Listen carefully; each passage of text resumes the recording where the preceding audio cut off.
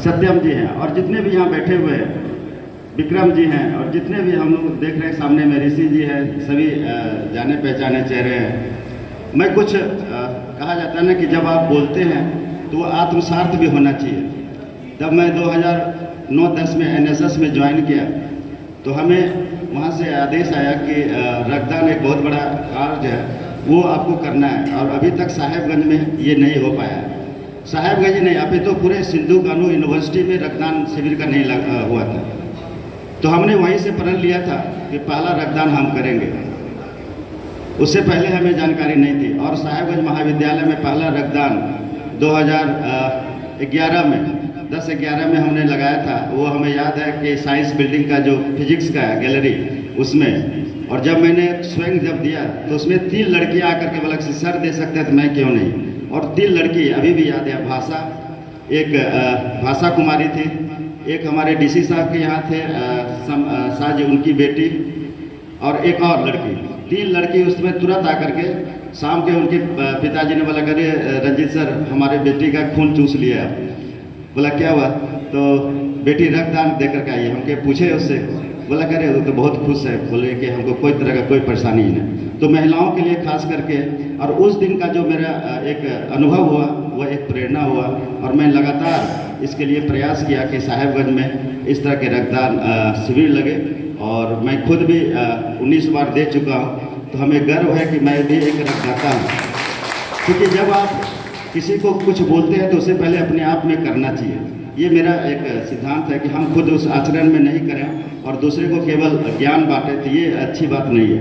हम खुद भी उसे उदाहरण पेश करें। और जितने भी हमारे रक्तदाता हैं सब को मैं प्रणाम करता हूँ कि आपने ऐसे जो कि आज पूरे देश ही नहीं पूरे दुनिया के लिए जब आप दुर्घटना हो जाता है उस समय फर्स्ट रिस्पॉन्डर जो होता है वो एनडीआरएफ नहीं होता है, वहाँ के लोकल पीपुल होते हैं, वहाँ के लोकल जो लोग होते हैं वो होते हैं, और वह किस तरह से रिस्पॉन्ड करता है वो बड़ी बात होती है।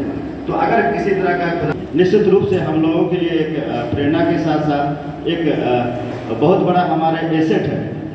और आपदा बोल के नहीं आता, किसी समय आ सकता है, वह हम महामारी का हो, भूकंप का हो या दुर्घटना का हो, इस तरह की चीज़ों को।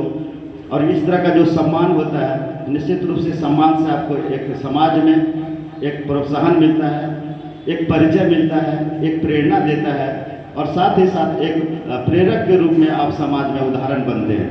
तो मैं आपके इस प्रेरणादायी इस सम्मान समारोह में मैं आभार प्रकट करते हुए बस यही कहूँगा कि आप जितने लोग हैं, हम लोग जितने लोग हैं, कभी खून की कमी नहीं हो। अमृता फाउंडेशन केवल रक्तदान ही नहीं, भूख और प्यास को भी मिटाती है। तो ये एक साहेबगंज के लिए एक उदाहरण है।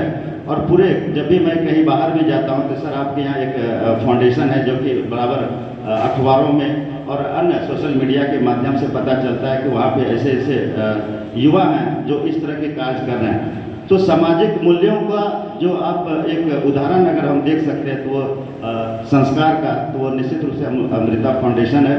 मैं उनके जितने भी पदाधिकारी हैं, खास करके हमारे प्रशांत जी, शेखर जी और जितने भी उसके सदस्यगण हैं, मैं उनका आभार प्रकट करते हुए इस तरह से हमसे और हमारे मॉडल कॉलेज में भी हम एक रक्तदान कराना चाहते हैं। तो वहाँ के छात्र भी, चूँकि मैं नया अभी तो वहाँ पे लगा नहीं है, तो हम अनुरोध करेंगे कि एक बार हमारे यहाँ भी आए आप, और इस राजमहल क्षेत्र में भी इसका एक शुभारंभ हो।